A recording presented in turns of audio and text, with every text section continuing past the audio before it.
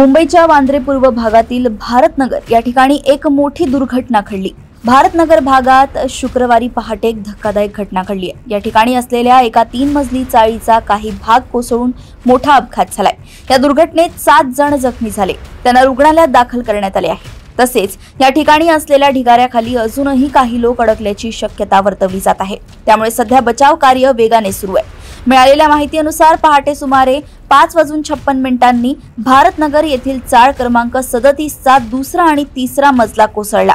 या घटनेमुळे परिसरात एकच खळबळ उडाली। सध्या या ठिकाणी ढिगाऱ्याखाली 8 ते 10 लोक अडकले असण्याची भीती व्यक्त केली जात आहे।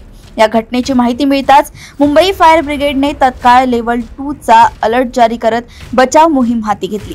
अग्निशमन दलाच्या जवानांसह मुंबई पोलीस, म्हाडा, सार्वजनिक बांधकाम विभाग, अदानी ग्रुप, बीएमसीचे वॉर्ड कर्मचारी आणि 108 रुग्णवाहिका असे अनेक विभाग आणि संस्था बचाव कार्यात सक्रियपणे सहभागी झाले आहेत। आतापर्यंत 7 जखमींना ढिगाऱ्याखालून बाहेर काढण्यात यश आले।